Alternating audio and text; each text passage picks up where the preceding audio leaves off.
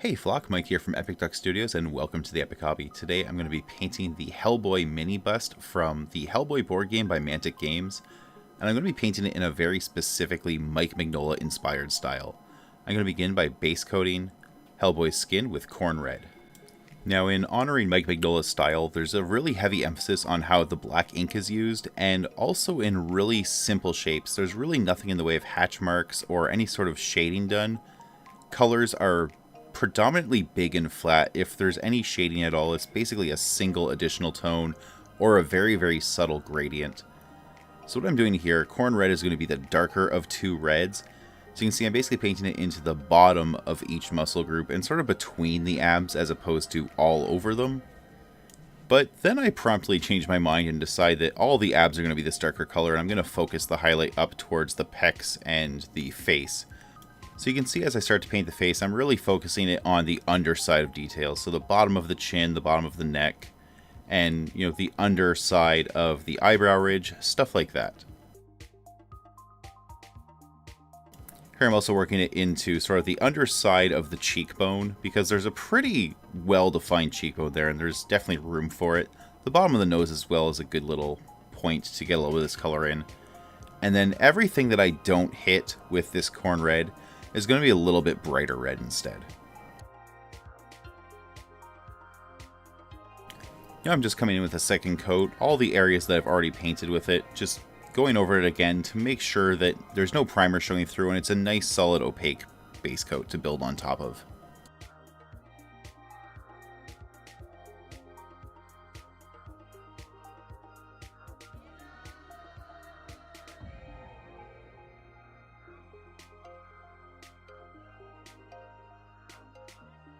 I also decided at this point to add a little bit of a shadow to the back of the head where the skin meets the hair.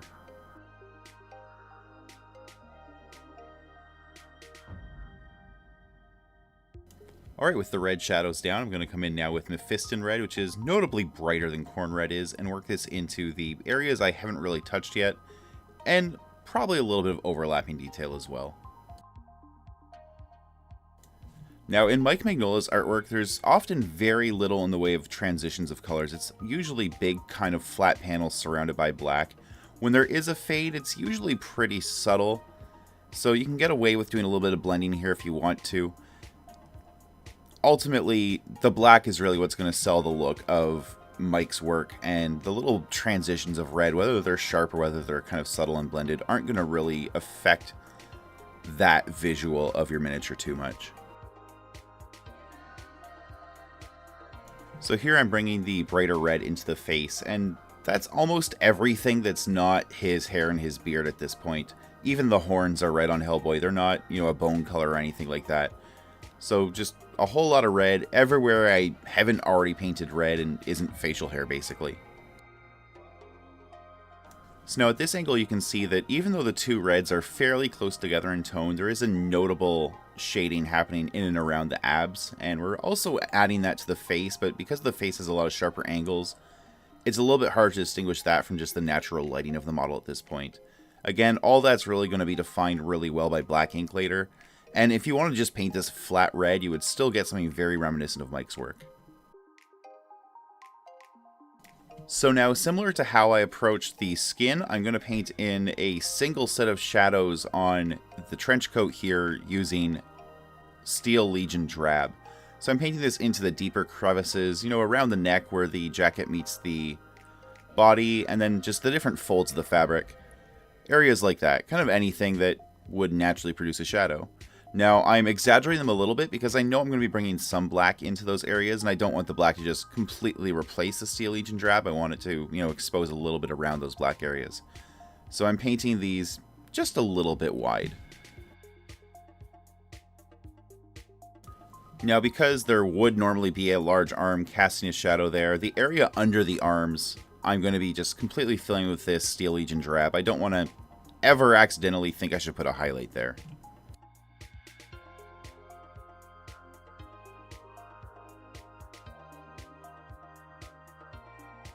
This process of painting shadows before your base coats can be a little bit unusual to some people, especially when we're not painting this color as a general base coat, but really just specifically where we want that deeper shadow. So it leads to some places where the model just kind of looks really weird during the process. What it does is it gives us the ability to get brighter colors out of our next coat because they're going to be applied directly to that sort of whitish primer instead.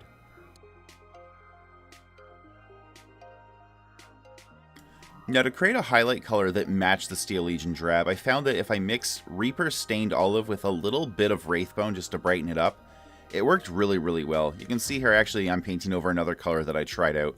I don't even remember what color that was at this point, but it clearly didn't work because I went for something else.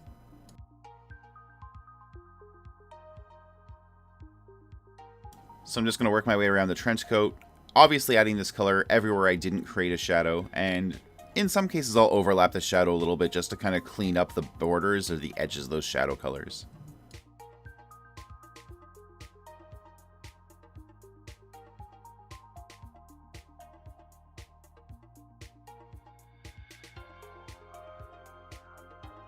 Now you can see that this base coat goes on a little bit translucently. You can kind of see a little bit of the brush stroke through it. It's definitely going to take 2 coats to get good coverage with this.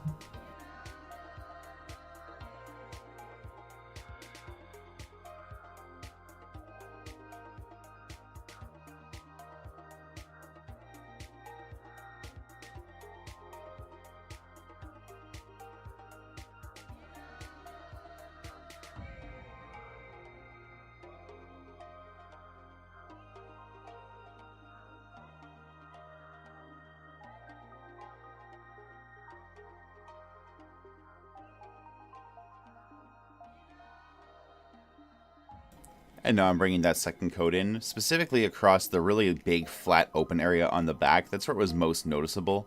But I'm going to work it in just to the sleeves and the other areas as well. Make sure everything's nice and consistent and just a big solid block of color.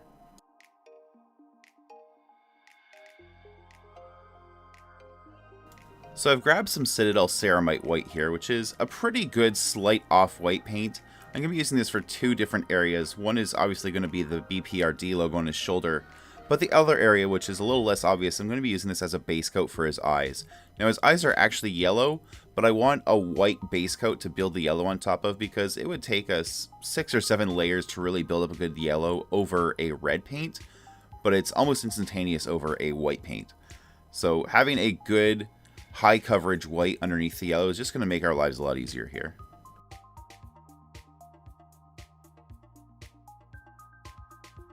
Now the yellow I've chosen here is Warcolor's One Coat Yellow.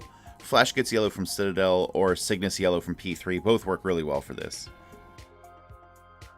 So I'm just glazing a little bit of this over top of that white coat on the eye, and you can already see the eye has gone from a bright white to a bright yellow almost instantly. Really, that little hit of a bright white underneath just really helps the yellow pigment just stand out.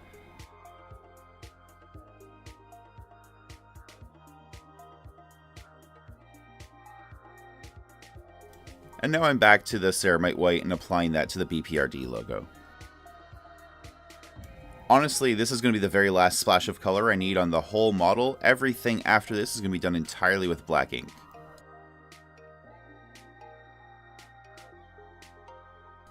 Now the black ink I've chosen for this project is Hagen's Black Magic. This is a waterproof artist ink. It's just got a really nice, super opaque feel, and it flows very nicely off the brush. Now I will say, inks in general, and Hagen specifically, do have a very shiny kind of finish to them. So whenever you're done painting a model and using this as part of your painting process, you're probably going to want to hit it with a matte varnish. So up first, I'm going to just black out the base, and I don't think that really needs any explanation. Because the bust is lacking arms and there's just a sharp plane where the arms would normally be, I'm going to black that out as well, because that's not really a detail of the bust, it's in fact a lack of detail.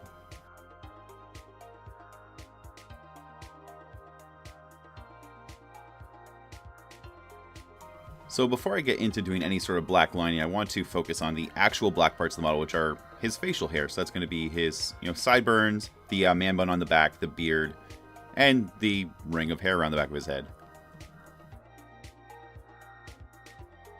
Incidentally, while I was doing the research for this video, I looked up the name of this style of haircut, and apparently it's a chonmage, which is worn by Japanese samurais, and they actually shave the top of their head to keep their heads cool when it was in contact with their big heavy helmets. Just weird little fact I learned. So there's going to be zero shading on this hair, by the way. It's just going to be straight, solid black. No highlights, no midtones, just black.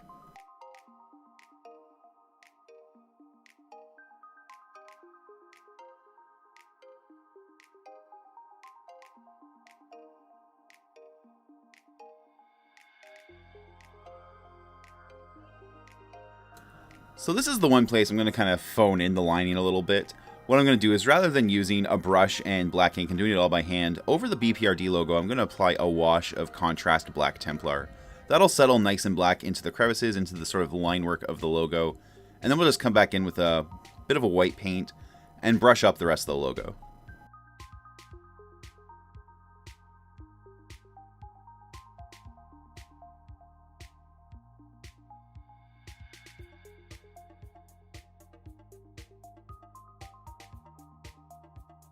So now I'm back to using black ink for all the different lining work, and the first thing I want to do is define the shape of the eye. Now this is going to be really actually kind of easy, because we also want to give a really heavy black sort of undershadow to those really deep eyebrows that Hellboy has, and so that'll help form basically the top of the eye as well.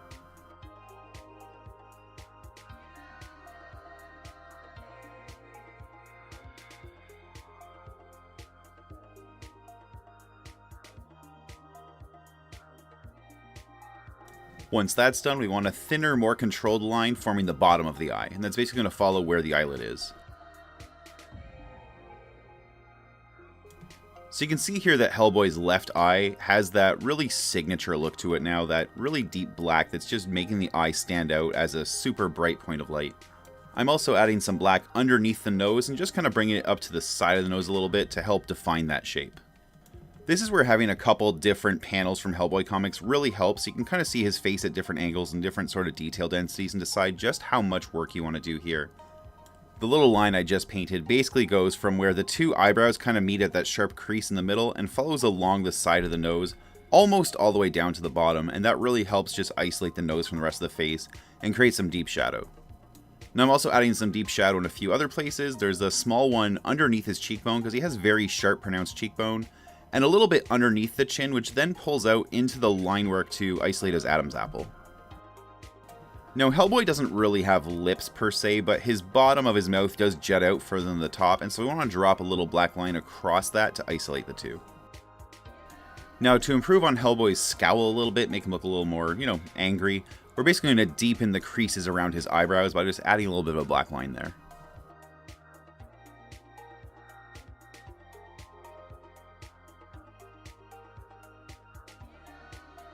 Now, to help visually distinguish Hellboy's horns from the rest of his head, we're going to add black basically to the whole bottom half of the sort of cylinder shape of each horn. Now, at this point, Hellboy's face is basically done. It's time to start working on the transition points between the head and the jacket, and then the jacket itself. So what I'm doing here is just kind of filling in the back of the neck and the back of the collar. This is a really deeply recessed area, so it's actually okay if your work is a little bit sloppy, because you're probably going to bring the black almost all the way out to the boundaries, sort of like, up to the top of the collar and so on anyway. And now here I'm just outlining the sharp crease of the collar. I'm doing that towards the inside edge where I'd want there to be more shadow. And again, separating the jacket from the body. And I'm airing to the jacket side because I don't want to really add extra black to the red areas. We have much more red than we have tan, and so I want to kind of air towards that direction when I have to.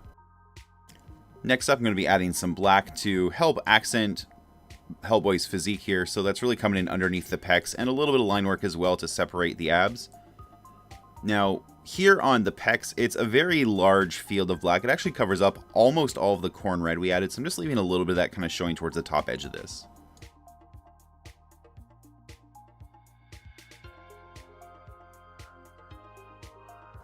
Unfortunately, this camera angle isn't the greatest, and the base is sort of blocking about half of my brush strokes. You can't quite see what I'm doing, but it should be kind of obvious that what I'm doing is coming in underneath those top two abs and adding the same sort of field of black, leaving just a little bit of the corn red showing around the peak of it.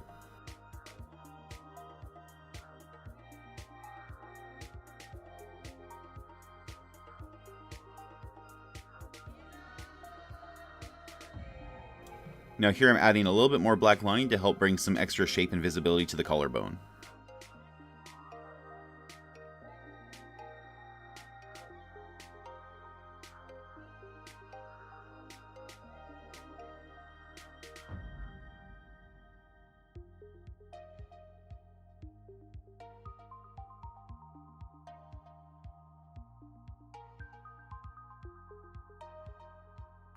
So now I'm just coming in between the right shoulder and the neck and roughing in some of the deep shadow between, the neck and the collar again. And very carefully, I'm just cleaning up the edges of those roughed in areas because we do want very sharp delineations between our black and our colors.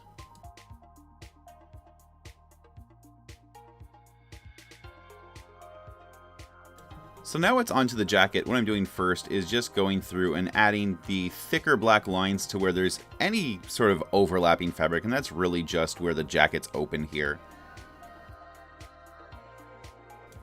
Right, and here I'm adding a largish shadow kind of into the armpit area, and a lot of the creases in the jacket kind of meet in that location, so the lines will kind of form out of this shadow. I'll be doing the same on the other arm as well as the back of both arms. From here forward, a lot of these lines are simply a matter of following the existing curves and wrinkles on the model. They're kind of the sort of thing that's kind of given to you by the sculpt, and it's a little bit paint by numbers right now.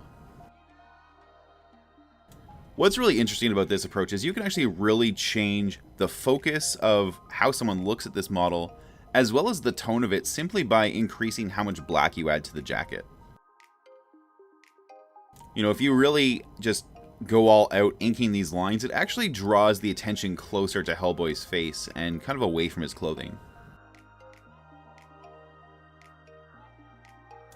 So I'm just continuing to follow the creases in the cloth and just building up these black lines. Now, one thing that's really difficult to do here on a miniature is Mike Mignola's line work is very consistent, as in the width of the line really doesn't change at all. It looks like it's maybe done with a pen as opposed to a brush, which is likely the case, but that's really hard to replicate using a brush. Now, in general, I tell people not to use pens on miniatures because they don't really work well for reaching into, tight spaces. It's hard to get a pen underneath a model's arm or to fill in sort of like sideways areas, stuff like that. When you think like trying to paint the back of a shield, all those sort of things, that's really just where a brush is a better tool. But this is a big, wide open piece, and a pen actually would be a suitable tool for a lot of this. The areas you would have trouble using a pen would basically be sort of between the neck and the collar of the jacket, things like that, and that's where you'd probably bring in a brush to kind of do those fills. But having said that, I didn't think about that until I was already done, so I'm going to be continuing to use a brush here.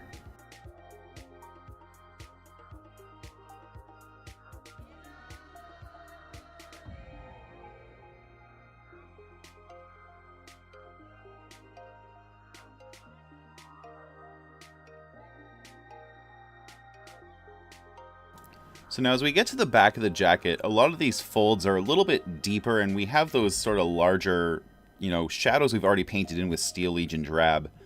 And what I want to do is really just bring those to life. I want to, have my black lining complement the shadows we've already created. But now, being Mike Mignola style art, we also want pretty significant areas of black fill.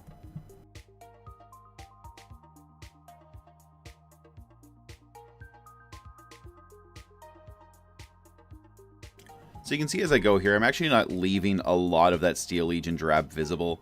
I'm almost replacing it with black at this point. That's just because I decided I wanted a larger area of black than that process was really allowing me to have.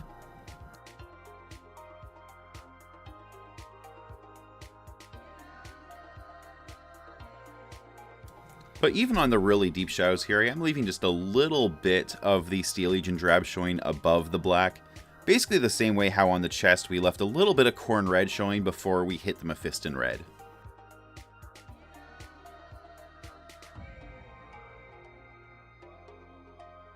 So now as we progress our way up to the shoulders and the back of the model, we want our line weights here, the amount of black reason to be less and less. There's not really big deep creases here, there's just sort of small folds in the fabric instead.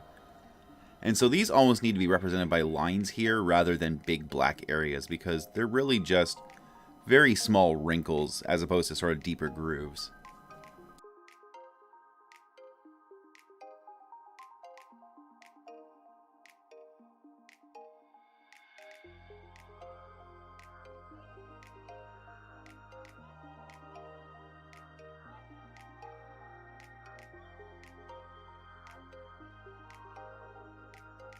Now I've also dropped a black line here between the arm and the shoulder, and that's just because there's a kind of a deep crease there, and it just makes sense that there would be one. They're basically two separate pieces of fabric, and so a delineation makes sense.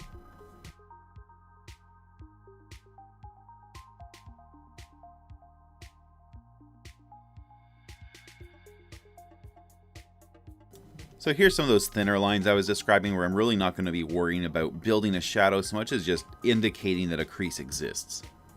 The model itself has a fair number of very thin, small wrinkles kind of on the top of the shoulder, and we're not obligated to line every single one of those. You can pick out which ones you feel are most important and kind of just work with them, and leave the other ones just as small wrinkles in an otherwise flat colored surface. Now here I'm adding a little bit more detail to the collar. There is a bit of a ridge to it here, and so I'm just pulling that out and kind of accenting the corner.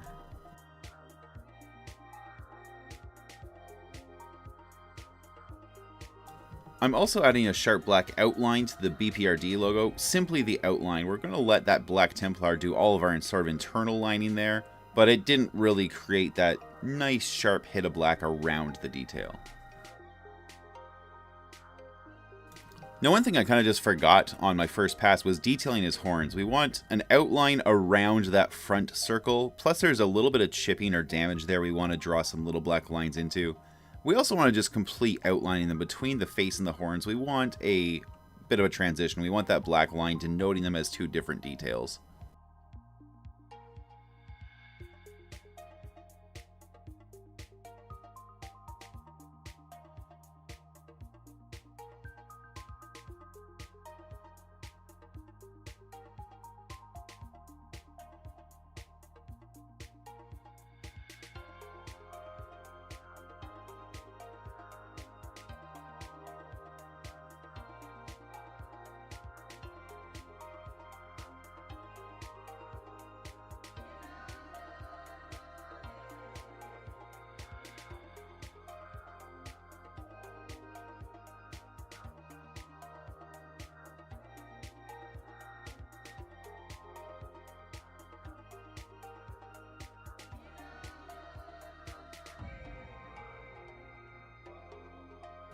And back to the jacket, I'm just picking out a few of the deeper creases across the front, kind of up near the shoulder, and just outlining them. It's not every single line or every single crease, it's just a handful of them to denote their existence.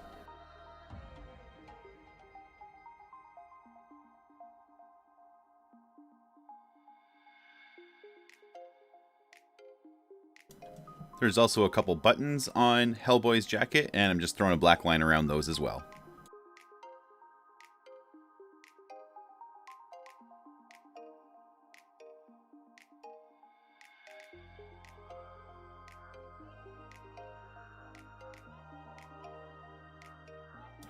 Now this is kind of the fun part of this model. We're going to add just some little scratches and nicks basically to the surface everywhere. If you look at Mike Mignola's art, there's just tiny little, basically small straight lines. And they basically, I guess, are battle damage, scratches, tears, dirt, whatever you want to kind of imagine them as. But they're just little tiny imperfections in these otherwise big open surfaces. So I'm adding just a couple to his chest, a couple to the back of his jacket, places like that.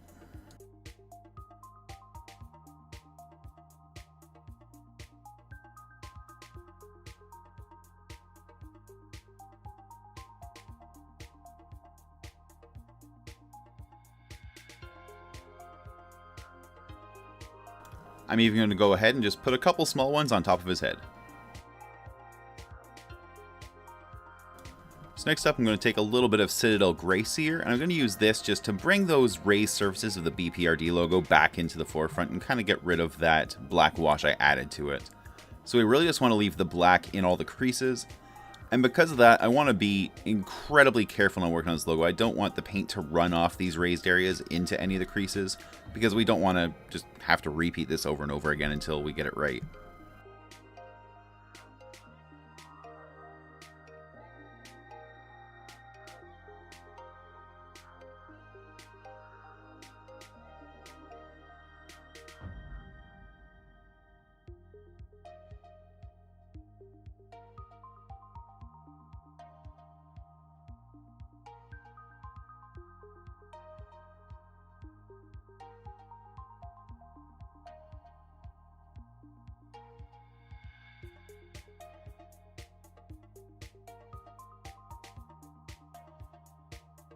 Now, it's pretty much inevitable that I'm going to make a little mistake doing this, so I'm coming back in with some Higgins Black Magic now with my black ink I've been using elsewhere, and I'm very incredibly precisely trying to apply it into a few of these little creases. I'm holding my breath like crazy here. I'm, doing everything I can not to shake. Probably more tense than I need to be, because I want these lines just super, super tight and controlled, and I basically want the ink to just flow off the brush and fill them, more than I want to kind of like lay them in place. I'm really hoping the ink in the brush does the work for me. And you can see I'm just being very slow and deliberate and just hoping for the best here. Now I'm going to go around and just clean up that edge a little bit. The actual BPRD logo on here actually has a little bit of a rough outline to it. It's not quite a perfect detail. So I'm kind of using a little bit of black ink to just shape it a bit as well. And now I'm just coming in with a tiny bit more grace here, just fixing one area where the black was still a little more dominant than it needed to be. Just kind of working back and forth until the whole detail's done. And that's it. The Hellboy mini bust from the Mantic Hellboy board game is completed. I'm really happy with how this piece came out, and I think I did a good job of honoring Mike Mignola's art style while kind of putting my own spin on it, and of course bringing it to a three-dimensional object. I hope you guys try this yourselves with your own Mantic Hellboy board game pieces, and post the results. If you do this, tag me on Instagram, Facebook, wherever it is. I'd love to see them. Thanks again for watching, and until next time, do something epic.